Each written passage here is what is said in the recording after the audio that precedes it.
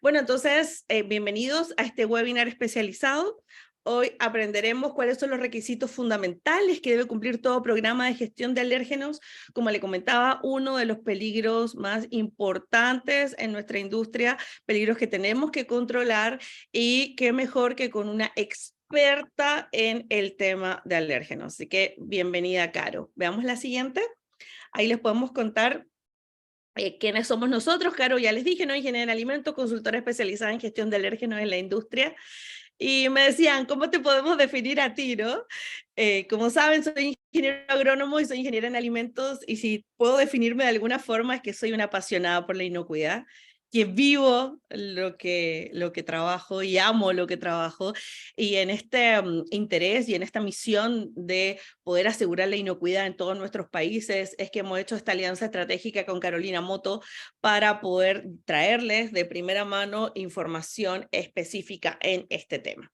El webinar se está grabando para todos los que necesitan luego la grabación, se está transmitiendo por Facebook Live, así que ya teníamos muchísima gente inscrita, me están acá chateando, algunos no pueden entrar, pero lo pueden ver por Facebook también. Así que bienvenidos todos y todas.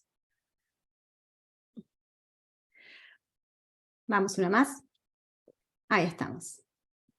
Bueno, ahí ustedes saben lo que somos, ¿no? Ahí está nuestra página web, AFI Internacional. Saben que ayudamos con auditorías, consultorías y educación a la industria agrícola y alimentaria.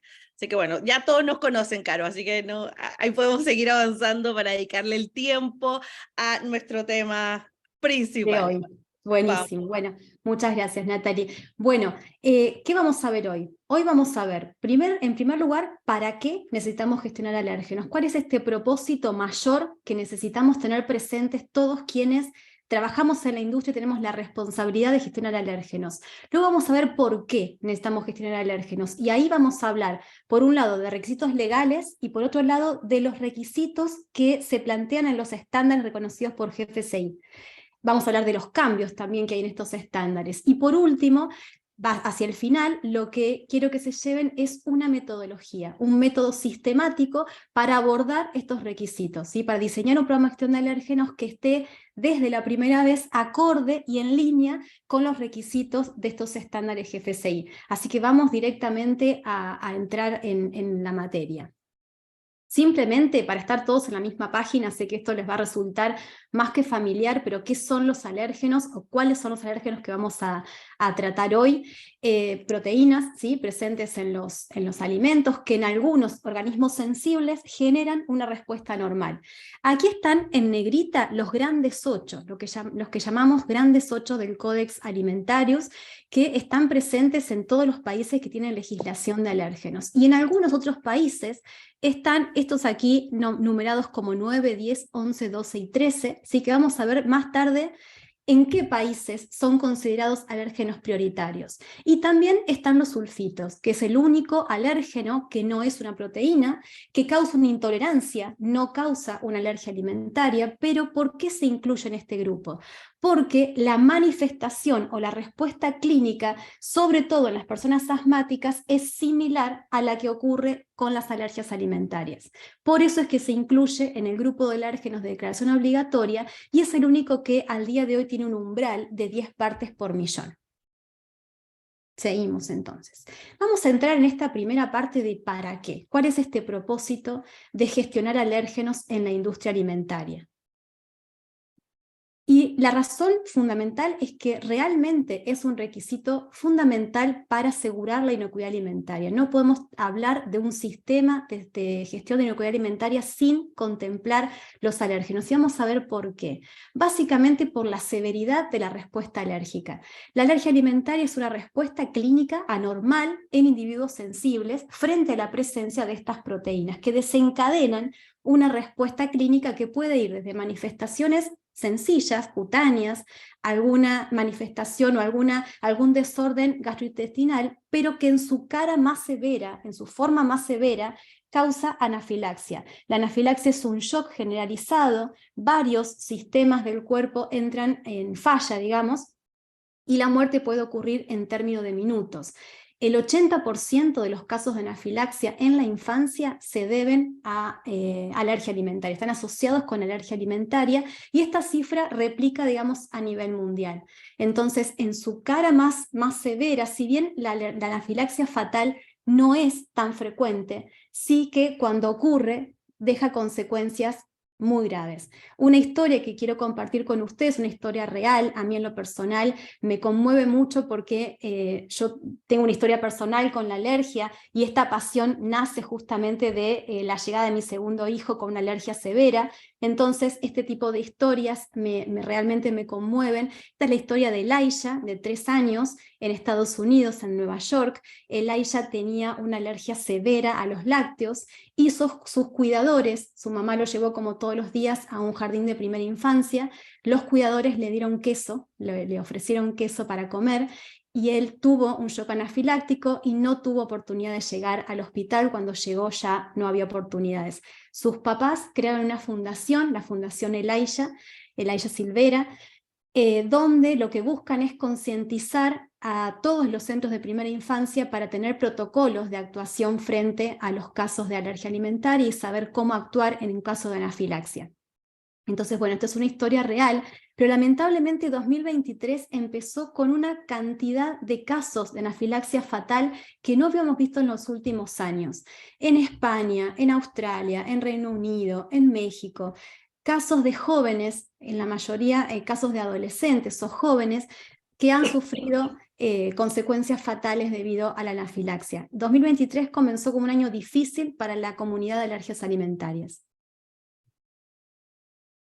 Y en cuanto a números, ¿dónde estamos parados en cuanto a la prevalencia? Esta cifra también replica a nivel mundial. 1 de cada 12 niños de menos de 5 años sufre alergia alimentaria.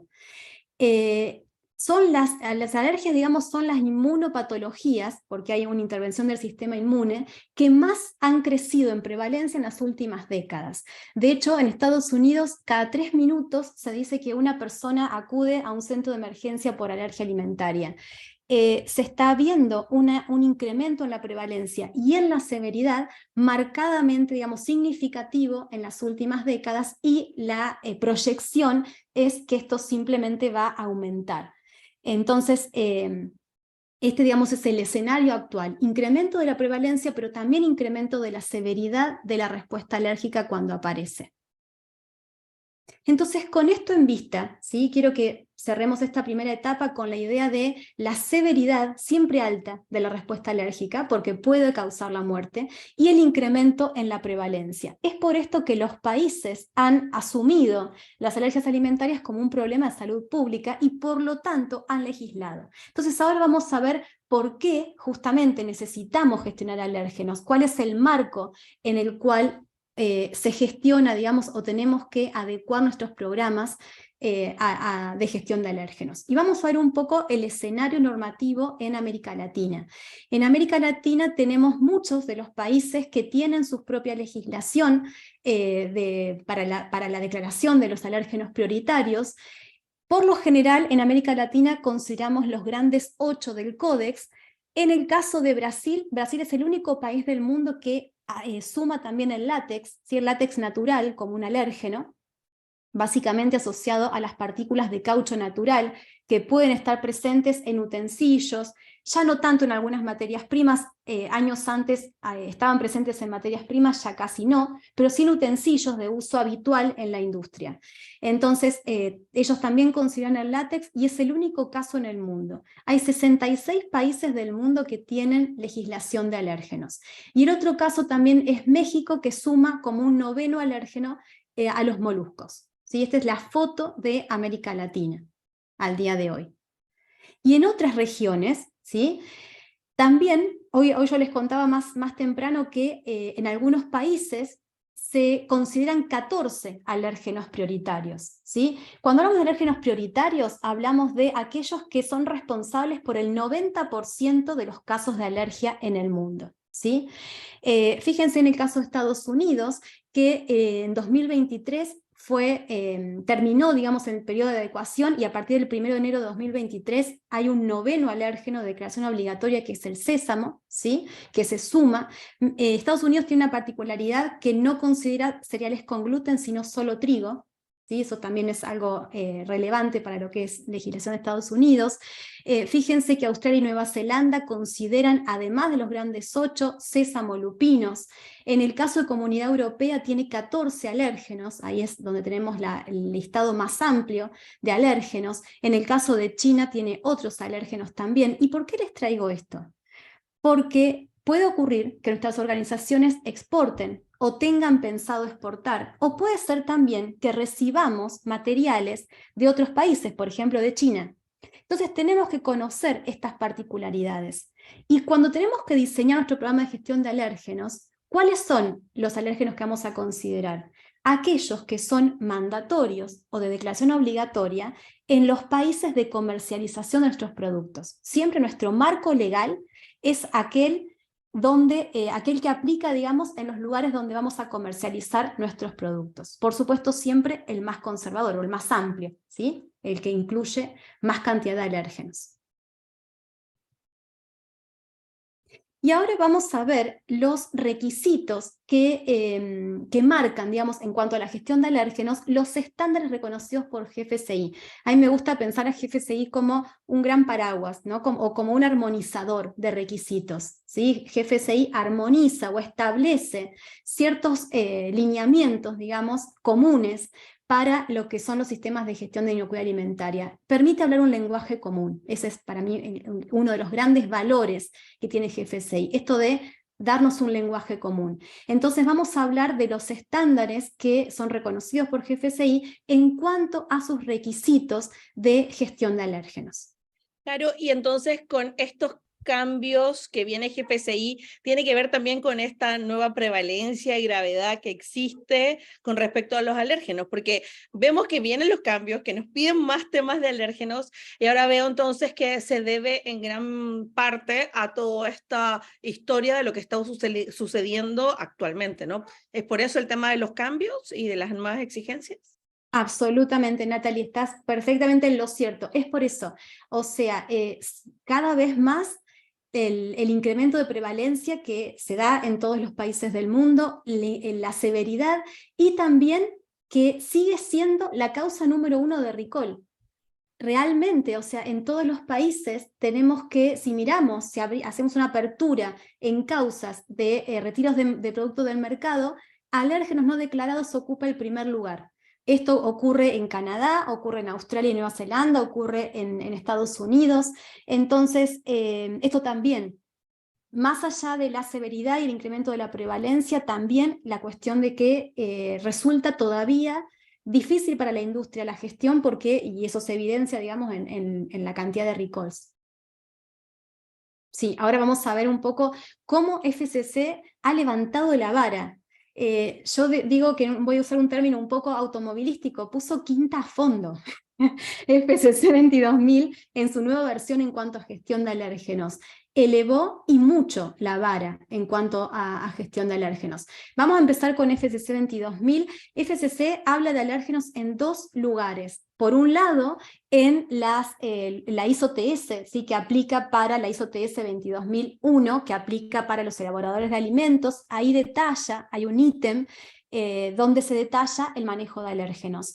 Y luego el requisito adicional 2.5.6, que ahí es donde tenemos los cambios, ¿sí? Lo que se modificó en la versión 6 es este requisito adicional. Pasó de pedir o de requerir un programa de gestión de alérgenos documentado que contemplara las fuentes de riesgo a todo un detalle de qué tiene que contener este programa de gestión de alérgenos. Uno de los cambios fundamentales es el alcance. Antes había algunas categorías que estaban excluidas de la gestión de alérgenos. En la nueva versión, todas las categorías de la cadena alimentaria están incluidas en la gestión de alérgenos. Hay excepciones, por ejemplo, en el caso de alimentos para mascotas, pueden no aplicar a menos que haya un claim relacionado con alérgenos. Si el alimento para mascotas dice libre de leche, pues entonces le aplica este punto. ¿sí? O dice libre de gluten, también tiene que poder gestionar, demostrar que tiene un programa de gestión de alérgenos. Otra excepción podría ser los suplementos dietarios cuando en el país de comercialización se consideren un producto farmacéutico y no alimentario. Pero en todos los demás casos, incluyendo el e-commerce, ahora están incluidos en este punto, ¿sí? Eso es primer cambio. Otra cuestión es que este programa de gestión de alérgenos habla de listar todos los alérgenos que ingresan con los materiales y que están presentes en las formulaciones, ¿sí? En las referencias de producto terminado. Esto yo le llamo la complejidad alergénica de la planta. En función de esto, hacer una evaluación de riesgo que contemple todos los puntos del proceso donde podría haber contacto cruzado. Establecer, o sea, implementar en el piso de planta las medidas de control para mitigar esos peligros que identificamos vía el análisis de riesgo. Hace mucho énfasis en la validación de las medidas de control y establece, lo dice claramente, el protocolo de validación, las rutinas de verificación que se establezcan, tiene que ser información documentada. O sea, si llevamos adelante la validación, tiene que haber un protocolo con los racionales, con las consideraciones, con los criterios, con los resultados, y eso es información documentada en esta nueva versión de la norma. Lo mismo el programa de verificación. En el programa de verificación lo que indica es que cuando tengamos en un mismo sector diferentes perfiles de alérgenos que comparten equipamiento o comparten instalaciones, hay que tener una rutina de verificación basada en riesgo. Y esto puede incluir los monitoreos ambientales, los muestreos de superficie que podemos hacer con un flujo lateral o con proteínas totales, y los IO, los análisis de producto terminado. ¿Qué hagamos para verificar? Tiene que estar fundamentado en el análisis de riesgo, ¿sí? Si alguien se acuerda, no en la última versión, sino en la enmienda que se hizo antes, entre la 5 y la 5.1, se modificó el punto de análisis ambiental en la FCC 22000 y se sacó alérgenos. Quedó solamente que el monitoreo ambiental era aplicable a microbiología. Ahora vuelve a aparecer de esta manera, ¿sí? En este requisito, dice que si la evaluación de riesgo demuestra que es necesario hacer monitoreo ambiental por alérgenos, entonces hay que hacerlo y hay que tener una rutina de verificación, ¿sí? Y registros, por supuesto, disponibles. Otra cuestión central es la forma, digamos, o la expresión o los requisitos para el uso del rotulado precautorio. El rotulado precautorio en esta norma y en las demás es el último recurso. ¿Qué significa eso? Que no podemos reemplazar gestión por puede contener, ¿sí? Eso no lo permitan las normas. El espíritu del uso del rotulado precautorio es el último recurso cuando hayamos agotado todas las medidas de control disponibles y lleguemos a la conclusión de que no podemos evitar el contacto cruzado. Esta versión de la norma va un pasito más y lo que dice es, hay que poder justificar que ese contacto cruzado de verdad implica un riesgo para la salud del consumidor. ¿Qué está haciendo con esto? Está abriendo la puerta al uso de umbrales, que es una discusión que se va a venir en las próximas semanas, les digo, ni siquiera en los próximos meses. Esta versión ya abre la puerta al uso de umbrales, ¿sí? Si demostramos que hay contacto cruzado, tenemos que demostrar además que ese nivel de contacto cruzado pone en riesgo la salud del consumidor. Significa está por encima de los umbrales, ¿sí? Aquí atención, está abriendo la puerta a este tipo de análisis. Otra cuestión importante, el entrenamiento. Habla específicamente de que aplica a todo el personal, entrenamiento y toma de conciencia para todo el personal sobre la importancia de gestionar alérgenos, pero también entrenamiento específico en las medidas de control que cada persona le toque aplicar en su día a día, en su puesto de trabajo. Ambas cosas, general y específico, ¿sí? Como un entrenamiento, como hacemos con los PCC, por ejemplo, que entrenamos específicamente en lo que la persona tiene que controlar, acá es lo mismo.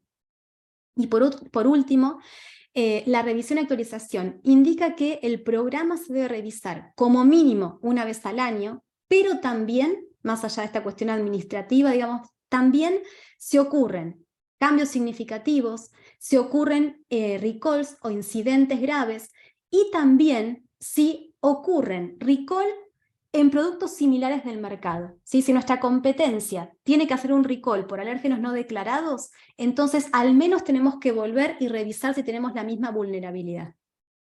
¿Sí? Eso también está en este punto de la norma. O sea, fíjense cómo se ha elevado la vara enormemente. Es un abismo entre la versión 5.1 y la versión 6 en cuanto a gestión de alérgenos. ¿Sí? Por eso que digo que pone quinta a fondo. Es bien, muchísimo más abarcativo y muchísimo más descriptivo. ¿Sí? Se mete en el cómo, que antes no estaba eso. Ahora está bien claro el cómo, qué es lo que hay que hacer. ¿Estamos bien? ¿Hasta ahí? Hasta ahí maravilloso. Hay algunas preguntas, pero las voy a dejar al final porque seguramente las vas a ir contestando a medida que vamos avanzando. El otro es que ya se llenó la sala, ya tenemos 100 personas acá, así que si saben de alguien de su organización que se quiera estar conectando, lo estamos pasando por Facebook Live y por supuesto esto está quedando grabado para ustedes. Ya saben que siempre es así. Somos muy generosos con la información, así que pierdan cuidado que la van a tener. Continuamos entonces, ¿qué más pasa con las otras GFSI? ¿Qué pasa con las otras? Bien, bueno, vamos con BRC versión 9, la versión actual que es la 9. En el caso de BRC van a ver que el espíritu es muy parecido, ¿sí? Lo que habla, para BRC, gestión de alérgenos es un requisito fundamental, esos que tienen la estrellita verde, y que indican que es un requisito que de faltar o de no estar robusto, pone en riesgo el sistema de gestión de inocuidad. Y ya hemos visto por qué, ¿sí? Atémoslo de la primera parte, ¿no? Ya entendemos en función de lo que hemos visto de la severidad, por qué esto es fundamental. Entonces, habla del sistema de gestión y de los puntos que tiene que cumplir este sistema de gestión. Nuevamente, conocer los alérgenos que ingresan a la planta y cómo se combinan. Esto es la complejidad alergénica. Hacer una evaluación de riesgos de contacto cruzado, tener prácticas y procedimientos para mitigar justamente los peligros que hayamos encontrado. Habla puntualmente de la reelaboración o el reproceso, ¿sí? Y es una práctica bien crítica para la gestión de alérgenos. También la validación y verificación de las prácticas de limpieza, el uso del rotulado precautorio como último recurso, igual que FCC 22000, si bien aquí no está tan claro esto de abrir la puerta al uso de umbrales, y también la verificación. Hay un punto, hay una norma BRC, no una norma, perdón, lineamientos BRC para la gestión de alérgenos. Hay un documento que está en la página de BRC que habla un poco más del cómo, ¿sí? De cómo gestionar alérgenos. Es un documento adicional. Y en ese documento sí también está desarrollada esta cuestión del uso de umbrales. En ese documento, no en el cuerpo de la norma, pero sí en ese documento. ¿Sí? Y una pregunta, Caro, y ahí tenemos que tener acceso a ese documento para poder implementarlo entonces, claramente. Sí, es bueno porque da un poco más de información respecto de, digamos, aquí en la norma indica, ¿no? Es indicativo, bueno, hay que tener esto, hay que tener esto. En ese documento está mucho más desarrollado paso a paso, que cómo gestionar los materiales, cómo gestionar a los proveedores, qué ocurre con las formulaciones, está muchísimo más detallado. Entonces es deseable. No digo que sea mandatorio, pero sí que es deseable contar con ese documento. Igual que ocurre si queremos gestionar en un establecimiento gluten free, el estándar de BRC para gluten free también está muy bueno. Ya, perfecto. Es bien explicativo, digamos, y muy práctico, está muy bueno. Y eso sí no son de descarga gratuita, ¿verdad? Tenemos que entrar a la página web y pagar por esos documentos. El de gluten no, el de gluten es gratuito, en el caso de alérgenos hay que pagar. Ya. Y está en inglés. En ambos casos están en inglés, el de alérgenos es pago. Sí, el de gluten no, se puede bajar. Gracias. No, después quien lo quiera se lo podemos compartir, no hay problema. Bien. Bueno, vamos entonces a ver qué nos dice IFS. IFS en su versión 8, también recién salida del horno, en abril 2023, bien nuevita. Bueno, hablan en el ítem 4.19 sobre la mitigación de alérgenos, de la mitigación del riesgo, perdón, de alérgenos, y nuevamente, complejidad alergénica, otra vez, la evaluación de riesgos. Es menos explícita en cuanto a los distintos ítems, pero sí que contempla lo mismo, o sea, la evaluación de riesgos y las medidas de control en base a esta evaluación de riesgos. Ningún programa de gestión de alérgenos es estándar, y no hay un programa de gestión de alérgenos igual al otro. Esa medida, y tiene que ser basado en los riesgos reales de cada proceso. Esto tiene que ser así, y es un estandarte para las normas, ¿no? O sea, en todos los casos partimos de lo mismo, entender cuál es la complejidad alergénica y aplicar una evaluación de riesgo para poner medidas de control en función de esos riesgos, no genéricas, en función de los riesgos que existan en la planta. Nuevamente, los monitoreos de efectividad, ¿sí? La verificación, básicamente, la declaración de alérgenos en los productos terminados y el uso rotulado precautorio como último recurso y no como un criterio de diseño o en reemplazo de la gestión. ¿Sí? El uso rotulado precautorio justificado cuando podamos demostrar que hemos explorado las medidas de control posibles y no conseguimos mitigar el peligro de contacto cruzado. ¿Sí? ¿Estamos bien? Muy bien. Seguimos. Una más entonces. Bien. Bueno. Trajimos también lo que pide FISMA, ¿sí? En el caso que nosotros exportemos productos a Estados Unidos, vamos a tener que cumplir con la legislación, con esta reglamentación FISMA, ¿sí? Y que a forma muy sintética, digamos, y vamos a tratar de hacer también un paralelo con esto que conocemos de ISO 22000 o de las normativas de GFCI. Lo que pide en cuanto a la gestión de alérgenos, para FISMA los alérgenos son peligros químicos naturales, así los define, porque se entiende que son componentes que forman parte del entorno natural productivo. Si estamos hablando de leche, de maní, de huevo, o sea, estamos en contacto con estos componentes. Entonces los llama peligros químicos naturales, así los denomina, para separarlos también de otros peligros químicos, ¿sí? Y en este caso establece que tenemos que tener un análisis de peligros, identificar aquellos peligros que requieren control preventivo, llámese peligros significativos en la jerga de ISO 22000, por ejemplo, ¿sí? Luego, un plan de control para mitigar estos peligros que requieren un control preventivo, y aquí hay dos posibilidades. Tenemos los controles dentro de planta o en las instalaciones del proveedor. ¿Sí? El programa de supply chain es qué controlamos o qué controlan nuestros proveedores, si fuera de planta, mientras que el plan de control preventivo es dentro de planta, y ahí aplica alérgenos, hay un punto específico de control de alérgenos alimentarios, y los controles de limpieza o de sanitización. Eso es in situ, en la planta. Y por otro lado, un sistema que nos permita gestionar y monitorear la efectividad de estos controles, muy parecido a lo que vimos antes, ¿sí? Un ejemplo de aplicación podría ser si nosotros tenemos materias primas alergénicas, en el caso de que exijamos a nuestro proveedor el control de la presencia de alérgenos o la carta de garantía o el certificado de análisis, esto va a entrar en el programa de supply chain, mientras que si el control lo hacemos en nuestra planta, tomamos una muestra en la recepción y analizamos el contenido de soya, por ejemplo, eso va a estar dentro del plan de controles preventivos, ¿sí? Todo lo que hagamos en nuestra planta va a entrar por el plan de controles preventivos, todo lo que hagamos en las instalaciones de nuestros proveedores entrará por el programa de supply chain. Esa es una diferencia, ¿sí? Bien. Un cambio también muy reciente, muy reciente, en el Código Alimentario de Estados Unidos, que es importante tenerlo en cuenta también si exportamos, si comercializamos productos en Estados Unidos, es que el Código Alimentario trae una ampliación del alcance, bastante revolucionaria, digamos. ¿En qué sentido? Hasta ahora, de hecho, la legislación de Estados Unidos establece que la declaración de alérgenos es mandatoria para los productos preenvasados. ¿Sí? Lo que podemos, por ejemplo, adquirir en el retail, en el canal de retail. Ahora bien, el Código Alimentario extiende ese alcance a los establecimientos que venden alimentos no envasados. Por ejemplo, restaurantes, confiterías, tiendas de sándwich, food trucks, todo lo que el código llama establecimientos de alimentos, los food establishments, ¿sí? Y también establece la obligatoriedad de capacitar al personal que trabaja en estos canales de distribución de alimentos. ¿El Food Code es mandatorio? No. Es una recomendación a la industria.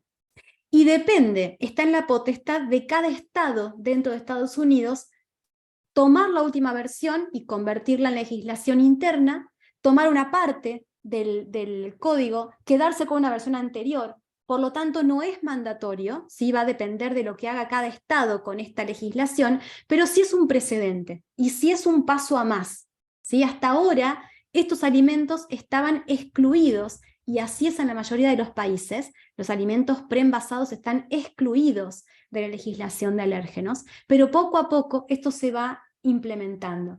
En Reino Unido hay una experiencia, ya en Reino Unido sí es ley, y es el único país donde es ley que todos los alimentos preenvasados tengan que declarar los alérgenos. Restaurantes, confiterías.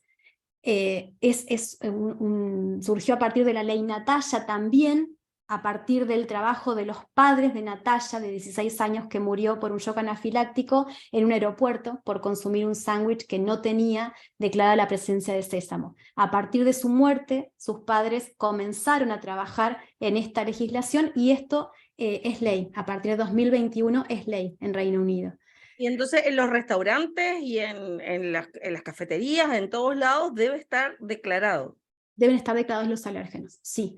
Inclusive, si se hace una feria en un colegio, también tiene que haber declaración de alérgenos en esos alimentos. Lo único que queda excluido es, por ejemplo, las frutas que podemos adquirir o autoabastecernos en verdulerías o en fruterías, pero se amplió el alcance. Esto es Reino Unido, ¿no? Se amplió el alcance a todos estos productos. Y esta es la primera iniciativa que da Estados Unidos en ese sentido. Insisto, no es mandatorio. Lo mandatorio, lo que es ley federal, es todos los alimentos preenvasados, pero esto sí que es un precedente, ¿sí? Esto ya está en el Código Alimentario, y si los distintos estados toman la versión actual del Código Alimentario, entonces deberían adecuar todos los establecimientos de comidas, deberían comenzar a declarar los alérgenos. Sí. Y entonces, bueno, eso es para ir viendo qué es lo que se viene, ¿sí? Por dónde pasan los cambios.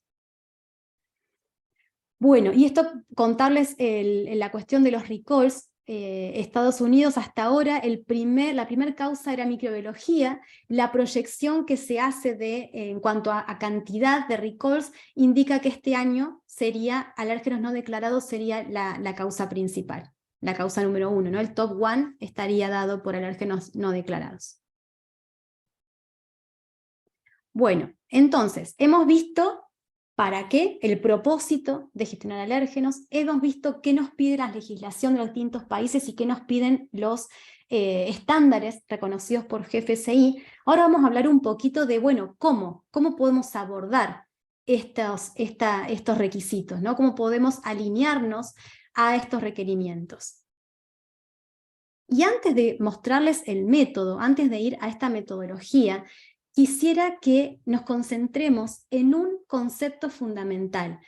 Si están tomando nota, tomen un marcador fluo, porque lo que se viene es la piedra fundamental, o sea, es el cimiento de todo programa de gestión de alérgenos. Es la máxima número 1, que si comprendemos ese concepto, van a ver cómo se simplifica, cómo cambiamos la mirada respecto de la gestión de alérgenos, ¿sí? Realmente es la piedra angular, la piedra fundamental. Entonces, papel y lápiz ahí o marcador para tener en cuenta esto. Un alérgeno es un peligro para la inocuidad si y solo si no está declarado, ¿sí? A diferencia de otros tipos de peligros, ¿sí? Microbiológicos, metales pesados, micotoxinas. En el caso de alérgenos, es un peligro muy particular, porque es un peligro sí y solo si no está declarado. ¿Qué significa esto? Y vayamos a la primera parte, ¿no? A cómo es la reacción alérgica, a qué individuos afecta. Nosotros tenemos que garantizar el cuidado de la salud de los consumidores alérgicos. Por lo tanto, un consumidor alérgico a la leche tiene que saber si el producto que va a adquirir del supermercado o de donde sea tiene o no leche. Y nuestra responsabilidad es contarle, ¿sí? Es poner a disposición esa información. ¿Sí? Entonces, si nosotros elaboramos productos lácteos y la leche está presente como un alérgeno en todos nuestros productos y por tanto está declarada, en nuestra planta la leche no es un peligro. ¿Sí? Es un peligro si y solo si no está declarado. Van a ver que si pueden internalizar esto, la forma en la que miramos la gestión de alérgenos cambia, se simplifica, realmente, porque vamos a poner foco con este paradigma, ¿sí? Bajo este paradigma. Así que ahora sí, con esto bien marcado, vamos a el cómo. Y perdón, Caro, ahí está lo que está sucediendo ahorita, que los recalls son por alérgenos no declarados o posible presencia de alérgeno no declarada en la etiqueta de los productos.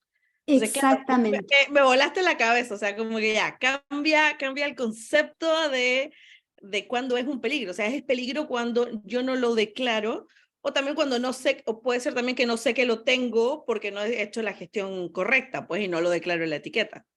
Excelente, tal cual, así mismo. Y por eso justamente, y anclando en este concepto fundamental, es este método de 4 etapas. Este método es una metodología basada en riesgos que aplica a todo tipo de organización, ya sea que elabora materiales de empaque y no gestiona alérgenos, hasta la planta más compleja que tiene combinaciones de alérgenos. Es una metodología paso a paso, donde cada etapa alimenta a la siguiente, ¿sí? Y justamente se basa en este concepto fundamental. Un alérgeno es un peligro si no está declarado. Entonces, como tú decías recién, Natalie, fundamental. ¿Por qué la etapa 1 es determinar la complejidad alergénica? Porque necesitamos mapear cuáles son los alérgenos que ingresan con los materiales a la planta. ¿Sí? Esto es fundamental. Conocer el contenido alérgeno de los materiales y a la vez entender las combinaciones de estos alérgenos en la planta. A mayor cantidad de combinaciones, mayor complejidad alergénica. Este es el punto número 1. Entender qué ingresa y cómo se combina. ¿Sí? Esto nos va a dar la complejidad alergénica.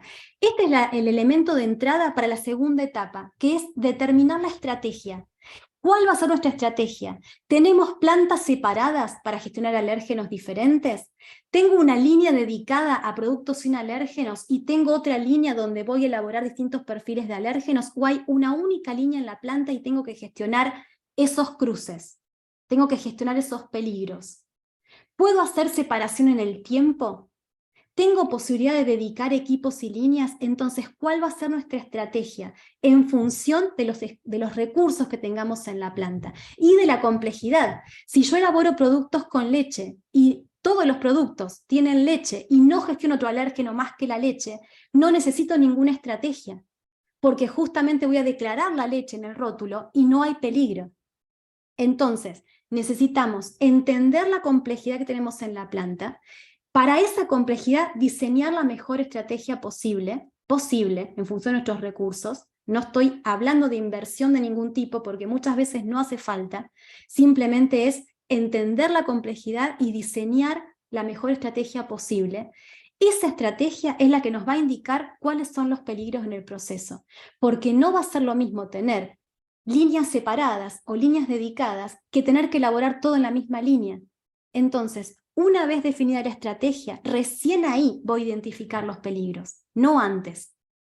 Y una vez que tengo identificados los peligros, voy a seleccionar las medidas de control específicas que necesito para mitigar esos peligros y las voy a validar. Entonces, esta es la secuencia que de hecho aplico con todas las organizaciones con las que trabajo, y nos permite llegar a un programa de gestión de alérgenos que es robusto, que es sustentable y que tiene las medidas de control que tiene que tener. Ni más, o sea, ni medidas redundantes, ni medidas que no aplican, y sí tiene aquellas que necesita tener, ¿sí? Para que no se nos escape ningún peligro.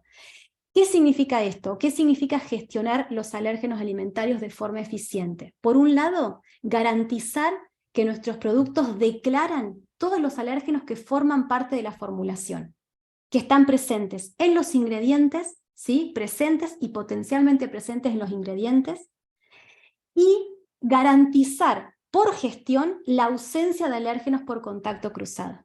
Esa es la meta, ¿sí? Ese es el norte. declarar a aquellos que están presentes y evitar la presencia de alérgenos que no van a estar declarados, la presencia de alérgenos inadvertidos. ¿Sí? Tanto porque vienen las materias primas y no lo sé, como porque ocurre contacto cruzado durante el proceso. ¿Sí? Ese es nuestro norte, ahí tenemos que apuntar.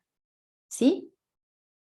Bien, entonces lo que les quiero mostrar para finalizar es cómo, si aplicamos este método en forma sistemática, vamos a poder dar cumplimiento. Tomé FCC 22000 como un ejemplo, pero aplicaría a las demás, a BRC y a IFS, cómo aplicando las etapas de este método damos cumplimiento a cada uno de los puntos incluidos en el requisito adicional 2.5.6 de FCC 22000. O sea, este método aplica perfectamente, hace fit perfectamente con los requerimientos de las normativas reconocidas por GFCI, porque justamente tienen el mismo espíritu.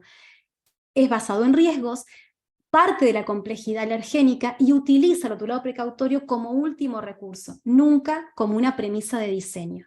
¿Sí? Siempre es consecuencia, nunca es premisa de diseño rotulado precautorio. En línea con lo que piden los estándares. Y también lo podríamos aplicar con alguna adaptación, porque en lugar de hablar de HACCP vamos a hablar de HARPC, en lugar de hablar de peligro significativo vamos a hablar de peligro que requiere control preventivo, con alguna adaptación, pero sí puede aplicarse también a desarrollar un programa de gestión de alérgenos que cumpla con los requerimientos de FISMA. ¿Sí? O sea, el paso a paso nos permite también cumplir con los requerimientos de FISMA. ¿Sí? Vamos a finalizar con un programa de gestión de alérgenos adecuado a los requerimientos de FISMA también. ¿Sí? Bien, entonces, como un resumen de esto que vimos, las claves para tener un programa de gestión de alérgenos robusto y en línea con los requerimientos legales y los requerimientos de los estándares GFCI. Por un lado, basado en riesgos, siempre basado en el riesgo real de mi proceso, de mi sitio productivo, donde podamos garantizar la presencia exclusiva de los alérgenos constitutivos, que van a estar declarados, porque están presentes como ingredientes. Son aquellos que vamos a declarar como contiene. ¿Sí? Están presentes, son constitutivos, por lo tanto, son los que declaramos como contiene.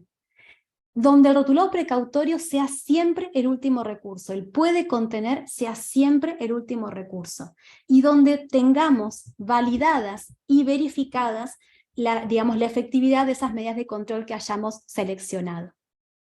¿Sí? Bueno, hasta aquí entonces el material para compartir. Gracias por el tiempo y gracias por la atención. Y bueno, Natalie, creo que vamos a abrir entonces ahora un espacio de preguntas. Primero, Caro, gracias. Gracias por tu tiempo, gracias por compartir tus conocimientos. Esta es una gran apertura para toda la comunidad de AFI, de saber que contamos contigo para todos nuestros temas de capacitación, de asesoría. Ya tenemos a una experta en este tema y esto nos enorgullece muchísimo. Y va de la mano de aquí un comentario que hace Martín Núñez, que dice, un comentario interesante: gran participación de damas en este webinar, o sea, la gestión de alérgenos es femenino. No sé, Martín, si la gestión de alérgenos sea femenino, pero sabes que desde AFI ocupamos la plataforma de AFI para visibilizar a las mujeres. Otro de mis sombreros es poder buscar la equidad entre hombres y mujeres, buscar la equidad. No soy la feminista de esas que se van al otro extremo, sí creo que todos podemos convivir juntos, pero me gusta mucho dar esta plataforma y es verdad, alguien también me lo reclamó, solamente invitas a mujeres, así que Martín, no sé cuál sea tu tema, pero si me quieres escribir, podemos hacer un webinar contigo, porque invitamos solo a mujeres y también ya me lo han reclamado. Ok, Caro, mira, ponen que es un honor para nosotros participar con Carolina, dicen que tienes un súper estilo en LinkedIn, de hecho, síganla por Dios, porque yo, o sea, cada vez que abro LinkedIn, aprendo con la Caro. Ya, vamos ahora. Muchas gracias. Sí, están preguntando si queda grabado. Sí, por supuesto que sí, ustedes saben que siempre para todos. Ok, aquí preguntas. ¿Podrían explicar? Esta es de Karina Zamora. Karina, eres de El Salvador, me parece.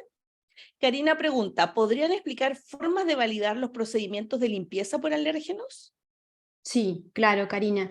Bueno, lo primero a hacer cuando vas a validar es identificar tu peor escenario. ¿Sí? Identificar cuál es el peor escenario que tienes en la planta en cuanto a complejidad de alérgenos.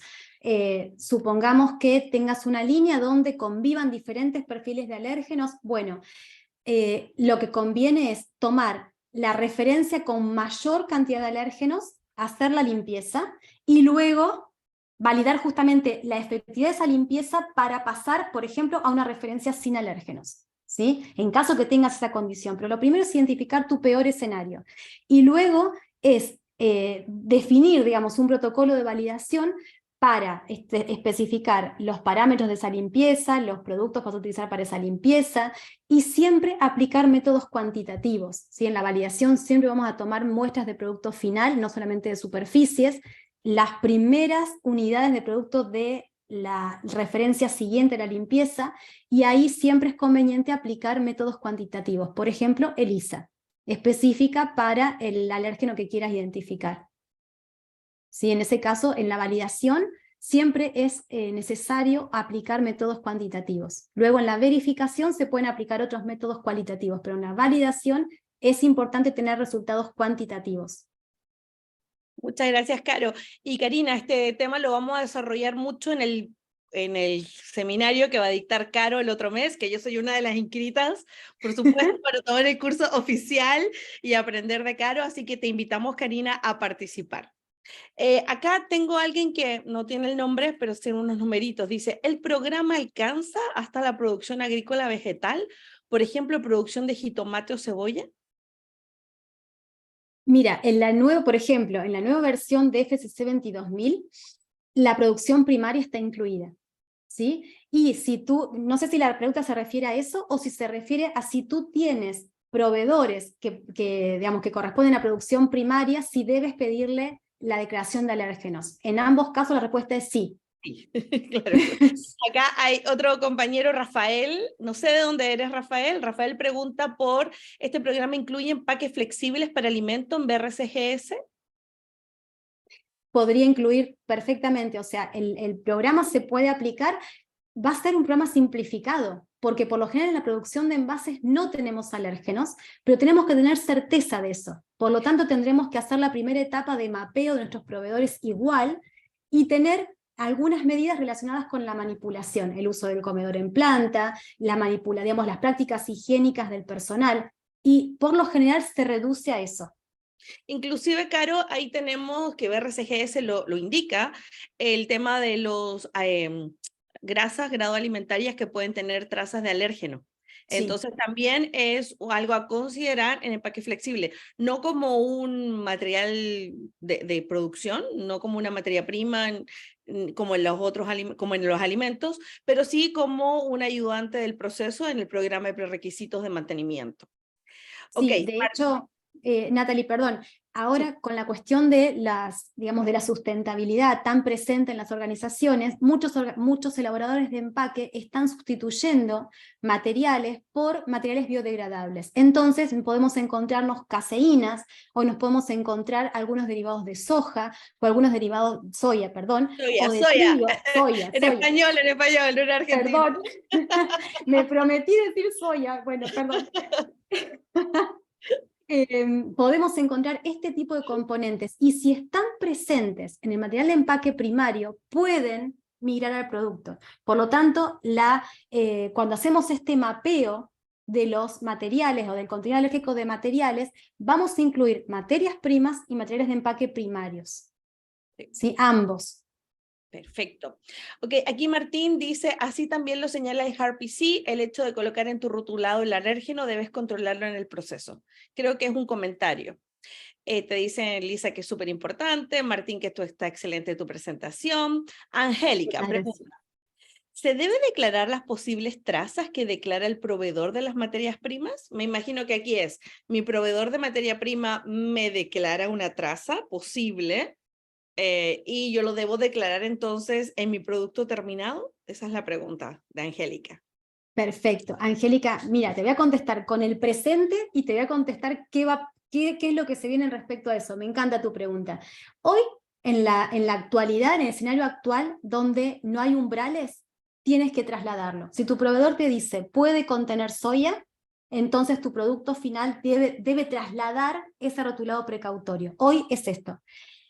La autorización, digamos, por parte del Códex a utilizar los umbrales nos va a dar la oportunidad de cuantificar ese contacto cruzado y definir si hace falta o no trasladarlo al producto final. Eso es uno de los grandes valores que nos va a dar el uso de umbrales, ¿sí? La posibilidad de aplicar los umbrales.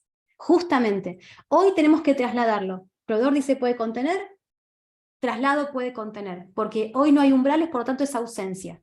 ¿Sí? Sí, y hay un tema, porque a veces te declaran cosas pescado, podría contener pescado, y luego tu producto es un yogur, y no, Es pero es una que podría contener galletita. pescado, ¿no? Sí, sí, sí.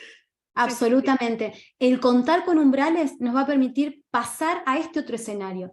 Por eso yo hoy les decía, la FS70 cuando dice cuantificar el contacto cruzado y ver si es un riesgo o no para el consumidor, es esto justamente. Vamos a tener esta posibilidad. Entonces, en breve vamos a estar en otro escenario, donde vamos a poder decir, bueno, si el proveedor me dice puede contener y yo puedo cuantificar ese puede contener, voy a tomar la decisión de si lo declaro o no.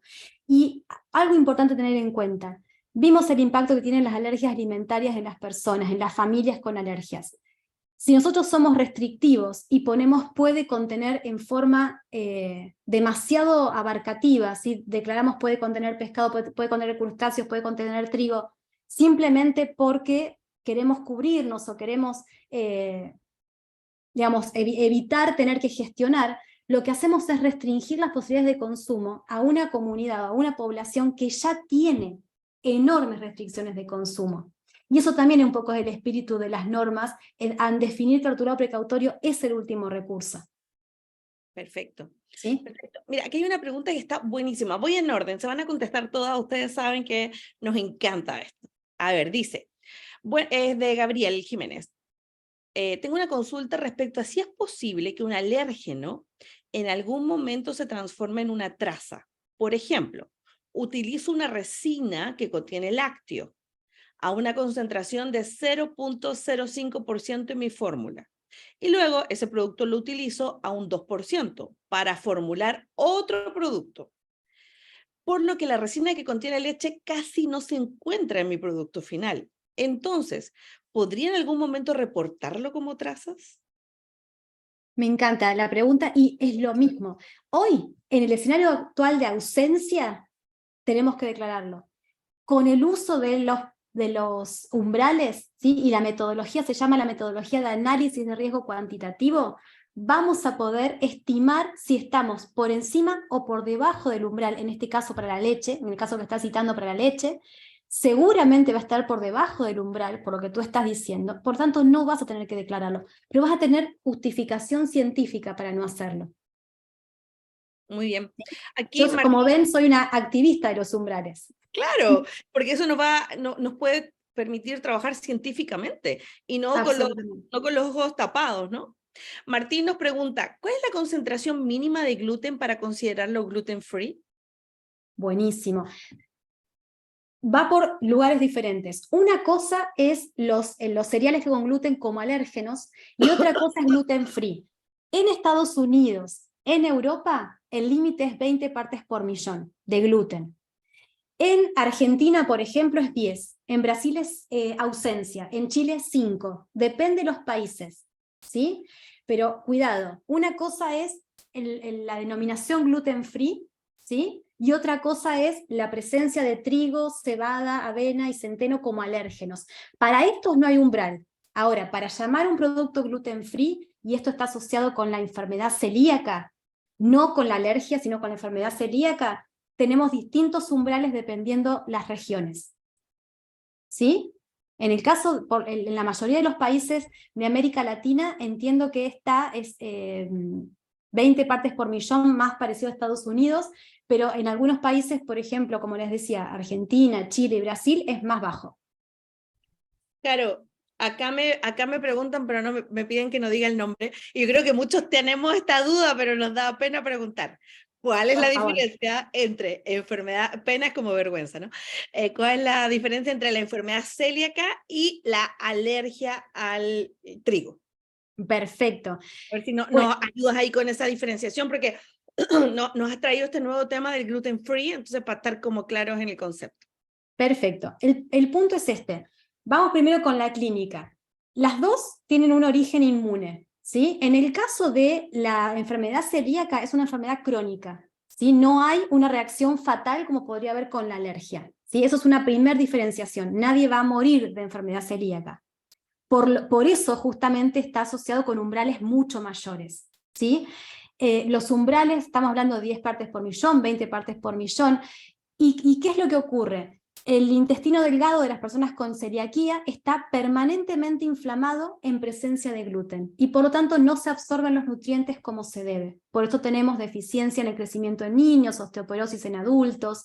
Es una enfermedad crónica, ¿sí? La manifestación es una enfermedad crónica, es de tipo crónico, quiero decir. En cambio, en el caso de la alergia, las personas que tienen alergia al trigo, a la avena, a la cebada o al centeno, la manifestación puede tener, digamos, las características de la alergia, como vimos antes, y puede también generar anafilaxia fatal. Por eso es que los umbrales son completamente distintos. Algo que les iba a decir más, que se me fue la cabeza. Bueno, entonces, en cuanto al origen, diferente. Perdón, el origen es inmune, pero la manifestación es distinta. Las proteínas que intervienen en un caso y en el otro también son distintas. En el caso del gluten tenemos las prolaminas y las albúminas. En el caso de la alergia tenemos las globulinas. ¿Sí? Son distintas proteínas que intervienen en un caso y en el otro. Por eso una persona puede ser alérgica y no celíaca y viceversa. ¿Sí? La sensibilidad se da a distintas proteínas. ¿Sí? Perfecto, clarísimo, clarísimo. Ok, por aquí nos dicen que están interesados en que nos compartas lo del documento de BRCGS, así que si nos los hace llegar, nosotros se los pasamos a todos Perfecto, los asistentes.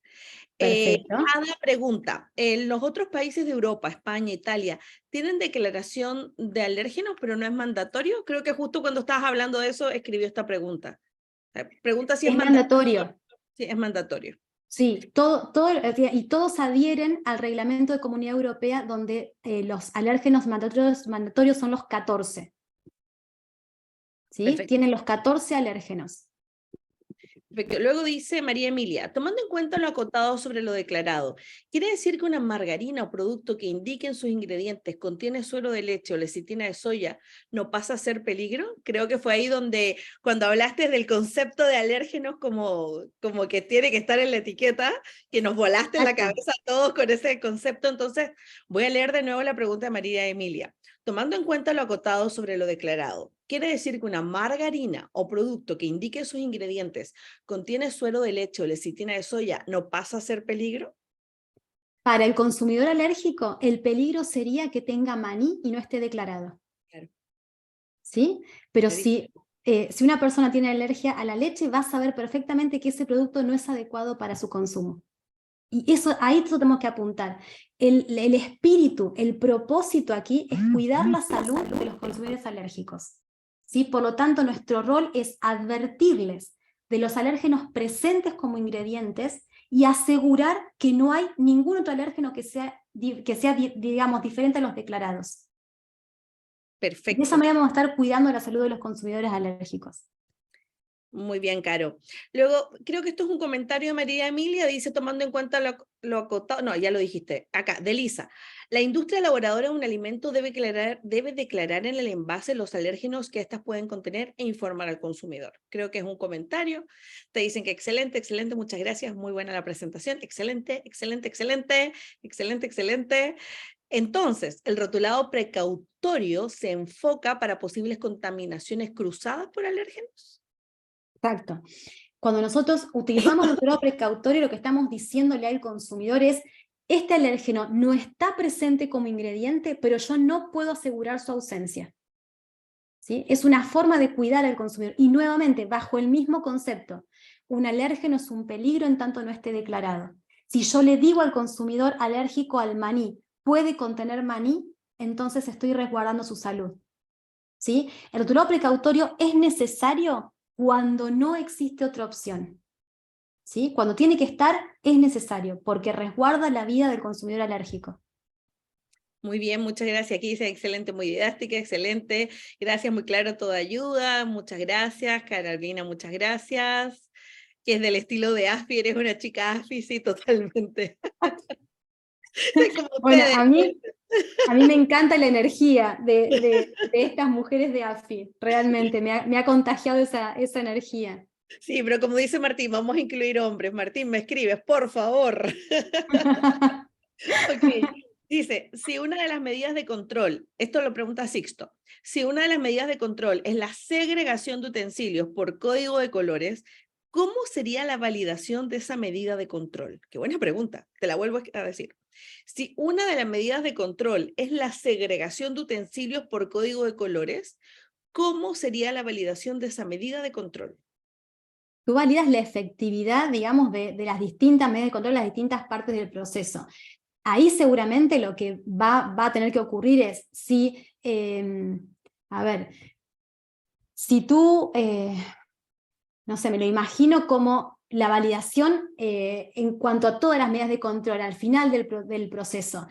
Por ejemplo, tú elaboras en una referencia, como decíamos antes, me paro en la peor condición, donde tengo una referencia con un montón de alérgenos y después de esa referencia cambio, por ejemplo, en la sala de fraccionamiento, hago la limpieza y paso a una referencia sin alérgenos. Bueno, en ese caso tendré que, lo que voy a validar es la efectividad de esa limpieza, de la limpieza de las instalaciones, de la ausencia de alérgenos en la referencia que sigue o en la premezcla que sigue. ¿Sí? Si tú lo que estás fabricando son premezclas para luego dosificar en la etapa de elaboración, bueno, la ausencia de alérgenos en la premezcla que elaboré después del cambio de utensilios o después de la higiene de los utensilios. ¿Sí? Hay que diseñarlo. Siempre vamos a diseñar a medida y vamos a diseñar en el peor escenario. La variación se diseña a medida de cada sitio, de cada proceso, de cada complejidad, ¿sí? Y siempre parados en el peor escenario. Muy bien, muchas gracias. Esto también lo vamos a ver en el curso que empieza la otra semana con Caro. Vamos a poder ver estos temas en más detalle.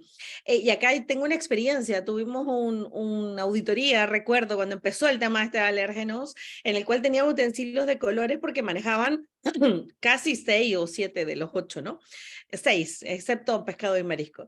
Y tenían código de colores, pero, ¿sabes? Guardaban los utensilios todos juntos en un mismo compartimento. Entonces todo estaba maravillosamente codificado por código de colores, pero luego había un contacto cruzado. Eso era antes, ¿no? Eso, pero podría seguir pasando. Total. Joven dice que lo invitó una mujer, muy bien. Muy buena presentación, todo chévere, excelente, excelente, saludos. Aquí también dice que lo invitó una amiga. Aquí, mira, Juan Antonio nos pregunta, en temas de la norma Global Gap, con gusto les puedo apoyar. Ah, acá, muchas gracias, Juan Antonio. Nos quiere contar que él conoce Global Gap. Muy bien, Juan Antonio, escríbenos y hacemos entonces un webinar de Global Gap con un varón. ¿Qué les parece? Sí, a las chicas de AFBI aceptamos un varón. A ver si Juan Antonio, escríbeme y te dicen que sí. La administración ya dijo que sí, así que escríbenos, Juan Antonio, y hacemos un webinar con el tema de Global Gap. Sería maravilloso. Y Esel dice que está feliz de estar contigo. Aquí no está, bueno, Stephanie les pone dónde pedir la grabación. Aquí está el correo de AFI, estamos a las órdenes. Jenny... Claro, podrían compartir un caso práctico de recall de alérgenos, por favor. Claro, Linda, entremos a la página de la FDA. No sé si tienes ahí, estás compartiendo tú, Caro. O sea, en tiempo real podemos FDA recall y verán. Sí. De hecho, el de ayer, hoy día yo lo hice en mi presentación de la mañana. Así es que ponlo si quieres, podemos FDA recall y les compartimos de una vez para que vean que lo que estamos diciendo es real. Aquí la pregunta sobre alimento está en las dos vertientes, sí. Aquí nos cuenta de nuevo Juan Antonio que la norma Global Gap sí está reconocida por GFCI, exige la evaluación de riesgo y la declaración de etiqueta en caso de contener alérgenos. Gracias, Juan Antonio. Por favor, escríbenos. Ay, chicas, por favor, tomen el nombre de Juan Miren, Antonio. chicas. Ahí voy a compartir, ¿sí? Ahí Lo primero que vemos soy. Soya no declarada. soya. Maní no declarado, leche no declarada. Aquí frutos secos no declarados. Miren, vamos a elegir este que tiene varios alérgenos no declarados. Ahí confírmenme si pueden ver. Sí, sí, lo vemos, lo vemos. Ahí está. Bueno, aquí está todo el, Los la detalles de descripción. los productos. Suele haber alguna fotografía, ahí están Ahí los está. productos. Sí, esto es moneda corriente. Ahorita, está pasando. Ujú. Ok, Rafael dice que es del Ecuador. Gracias por estar acá.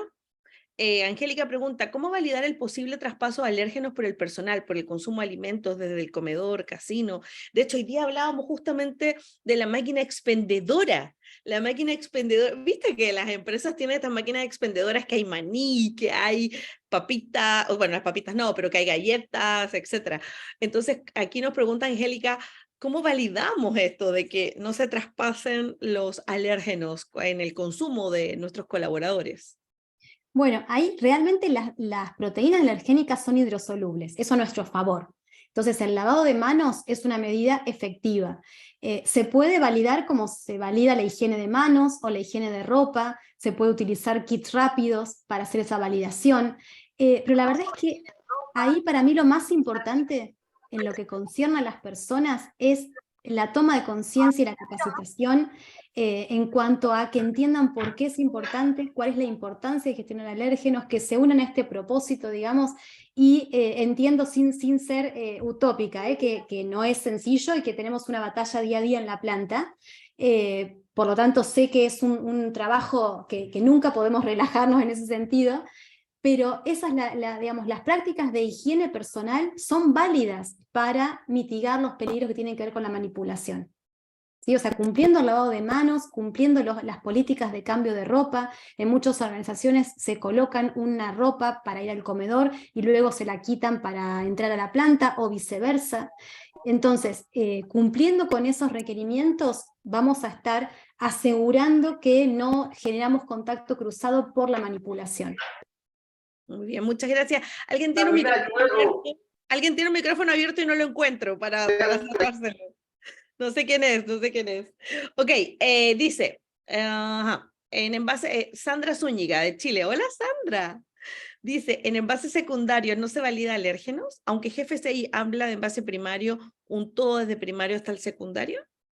Realmente, una vez que el producto está cerrado, la posibilidad de contacto cruzado es prácticamente nula. Por eso hablamos de envase primario. ¿Sí? Y créanme que es bastante ya la complejidad de mapear a conciencia todas las materias primas y todos los empaques primarios. ¿Sí? Ya con eso, con ese mapa, tenemos información suficiente para evaluar la complejidad alergénica. Y realmente, una vez que el producto está en su empaque primario cerrado, la probabilidad de que un empaque secundario haga que migren, por ejemplo, alérgenos, es nula. Claro, total. Luego, sí, Martín, escríbenos, te vamos a enviar toda la información. Sandra pone acá un comentario, tendencias sustentables, producción de etiquetas limpias. Así es, Sandra. Angélica pregunta, respecto a la cuantificación de alérgenos, contacto cruzado, ¿hay alguna normativa de muestreo? Me imagino que la concentración del producto es bastante aleatoria. Bueno, cuando se publique, prontamente se va a publicar la decisión de Codex respecto de tomar o no los umbrales que recomendó el comité de expertos. Junto con eso va a haber varios lineamientos respecto de los muestreos, digamos, de en qué casos se puede aplicar y en qué casos no. Por ejemplo, si tenemos materiales particulados no es aplicable, si tenemos materiales que son dispersables homogéneamente o que se distribuyen homogéneamente, sí. En tal caso, ¿cómo se puede hacer el muestreo? Sí, hay documentación, pero está todo como supeditado a que el códex se expida respecto de la posibilidad de usar o no estos estándares. Muy bien. Luego, sí, la profesora Omaris, qué bueno que está acá. Ella es mi mentora acá en Panamá. Yo cuando grande quiero ser como ella, de la Universidad de Panamá, de la carrera de Tecnología en Alimentos. Nos pide la normativa europea, por supuesto que se la conseguimos y se la enviamos con mucho gusto. Martín pregunta, ¿cómo ves, Carolina, la propuesta de sacar la soya de la lista de alérgenos según Codex 2023? ¿Qué opinas tú de aquello? Bueno, la soya va a quedar dentro de lo que ellos llaman como de alérgenos regionales, ¿sí?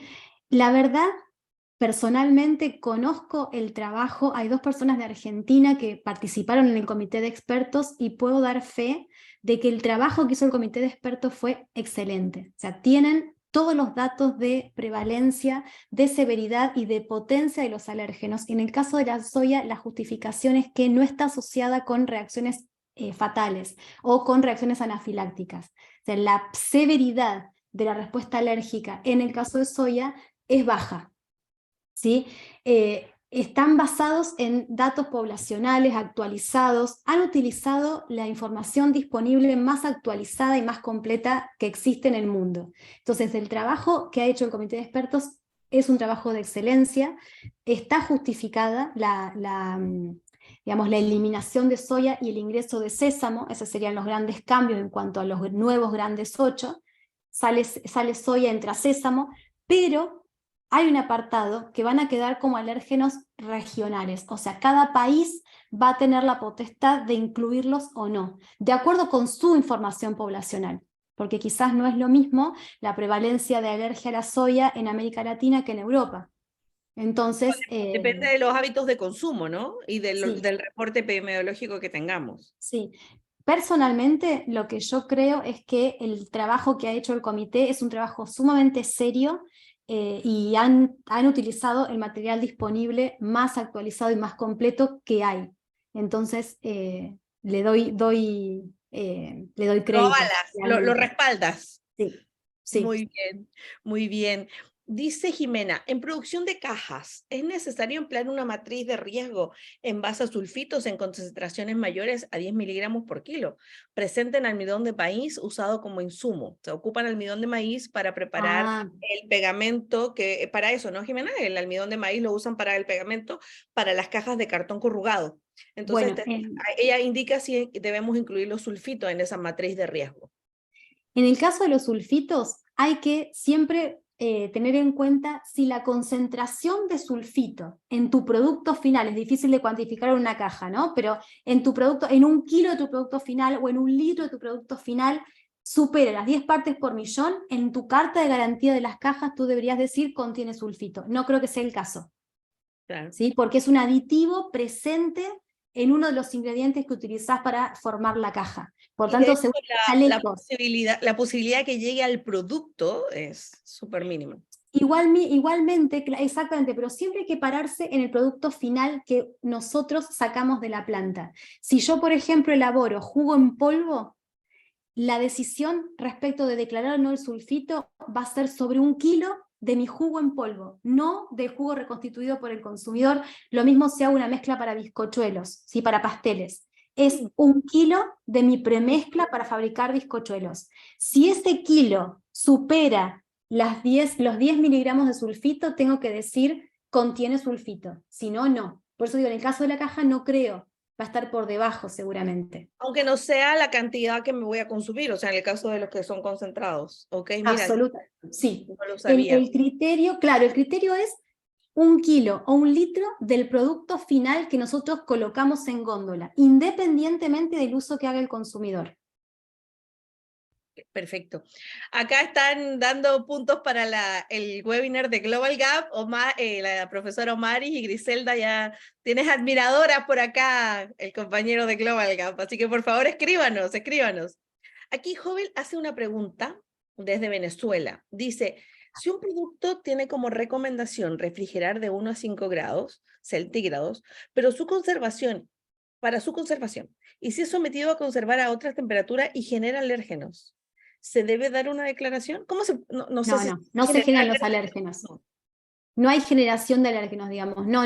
El alérgeno está presente o no, es una proteína que está presente o no en nuestro producto.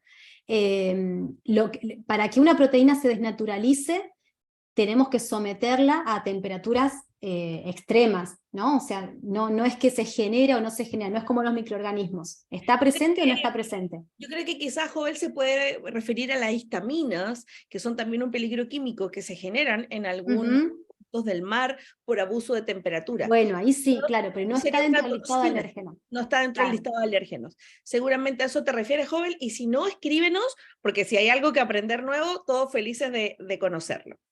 Acá Griselda dice que eres maravillosa, Iliana también, oye, muchos puntos para Global Gap, así que es el tema que viene, pues, Global Gap, lo prometo. Desde Chile, muy buena presentación. María hablaba de las máquinas expendedoras, ya lo comentamos. Julia dice, ¿nos pueden indicar APP cuáles son los principales que debe indicar la evaluación de una planta que procesa alérgenos y no alérgenos? Por ejemplo, layout de planta, personal, actividades de limpieza y verificación de esta. Etiquetado, ¿qué otro? No entiendo muy bien la pregunta. No.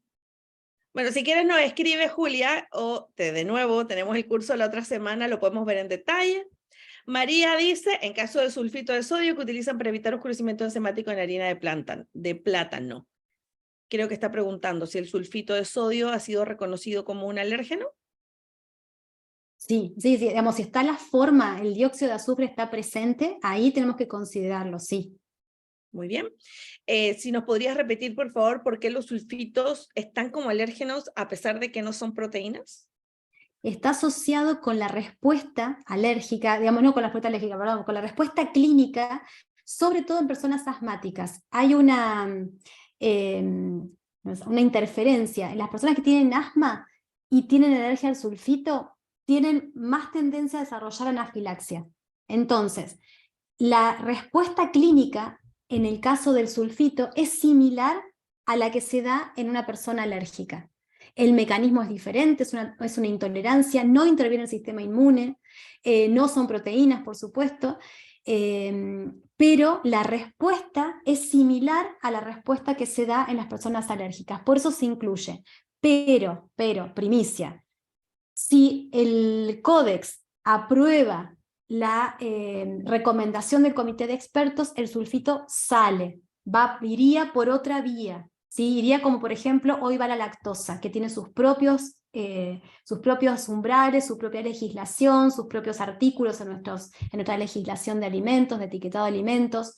Entonces, hoy por hoy, en el escenario actual, el sulfito está incluido en todas las legislaciones de alérgenos alimentarios, con este umbral de 10 partes por millón. El umbral tiene que ver con el método de detección, con la sensibilidad del método oficial.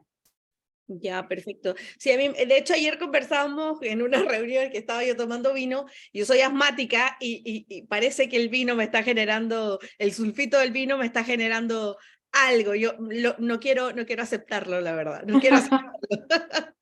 Sí, Acá hay una hay una interferencia. relación. Sí, sí. Julia nos preguntaba entonces por los principales items que se deben considerar en la evaluación de riesgo. Creo que a esto se refiere, Julia, con todos los ítems. Ok, bueno, de vuelta es a medida, ¿sí? Pero por lo general lo que se hace es tomar el diagrama de flujo de tu planta y el HACCP, o sea, la herramienta que yo utilizo es el HACCP, y vamos a mapear el peligro presente en cada una de las etapas del proceso, donde el peligro siempre es presencia de alérgenos no declarados en el producto final. Entonces vamos a pasar por todas las etapas del proceso y vamos a ver en cuáles de ellas existe peligro de presencia de alérgenos no declarados en el producto final. ¿Sí? La herramienta es el HACCP. Perfecto. Aquí nos preguntan, dicen riesgo a edema de glotis. Ese es uno de los riesgos asociado con anafilaxia, exactamente. Es una de las manifestaciones posibles, una de las manifestaciones respiratorias. ¿Sí? Sí, sí. Perfecto. Aquí, bueno, Sixto dice que es fan de tu LinkedIn. Ay, muchas gracias. Yo también, Sixto, yo también. Les invito a todos a seguirla. Y Hassel pregunta, ¿para cuándo se estima que se den estos cambios en la normativa de alérgenos? Esta semana, el 23 de mayo, era la reunión de Códex. Yo estoy ahí atenta a la minuta de la reunión o a los outputs de esa reunión, pero en esa reunión es donde Códex iba a evaluar, iba a dar como su posición, ya había algunos anteproyectos, pero en esa reunión iban a pronunciarse, digamos, sobre los umbrales, sobre el uso de umbrales. En cuanto tenga novedades las voy a estar compartiendo. Muy bien, muchas gracias. Ok, y ahora ya se acabaron las del Zoom, pero tenemos en Facebook. Sabes que llegamos a tener más de 100 personas, así que tuvimos que pasar a Facebook a alguna gente. Tenemos, buenas noches, ¿cómo están? En plantas frigoríficas, ¿este punto no aplica? Sí, sí, nuevamente, el análisis tenemos que hacerlo siempre. El determinar la complejidad alergénica tenemos que hacerlo siempre. ¿Qué significa esto? Mapear nuestros materiales, materias primas y materiales de empaque primario, y ahí vamos a llegar a la conclusión de si gestionamos o no gestionamos alérgenos en planta. Si no gestionamos alérgenos en planta, estamos en un escenario poco complejo, con lo cual el único resguardo que vamos a tener que tener es la manipulación por parte del personal. ¿Sí? Se simplifica el programa de gestión de alérgenos, pero siempre vamos a tener un programa de gestión de alérgenos. Claro, aunque, o sea, tenemos que valorar los riesgos, obviamente. Exactamente. María Emilia quiere explicarse, dice, me refiero a que si una planta tiene máquina expendedora y una persona lo introduce, eso ya pasa a ser un tema de defensa alimentaria. O sea, si intencionalmente Claro, sí, sí. conociendo que que es un alérgeno y no ocupa el lavado de manos, que como nos comentaba Caro, la proteína es fácilmente hidrolizada, entonces claro, está fácilmente ingresando intencionalmente un peligro reconocido a nuestra planta. Eso sería ya un tema de Exactamente. total. Ya, creo que sí, hemos demorado mucho más de lo normal, pero como saben, nos encanta aportarles valor. Me piden por aquí que nos tomemos una foto. Ya solamente hay 60 personas en sala, no la tomamos antes, olvidamos. Por favor, prendan sus cámaras para que todos y todas salgan. ¿Dónde está el compañero del Global Gap? Que no quiero que se me pierda. Chicas, tomaron nota, ¿verdad? ¿Tomaron nota del compañero del Global Gap?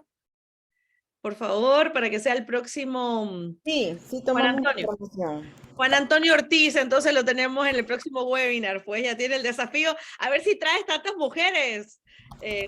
Juan Antonio, vamos a todas a venir a verte, un compromiso. Bueno, pues, ¿nos avisa Steffi para la foto? Ok, sí, van a encender un poquito más personas las cámaras para que salgamos todos. Por favor.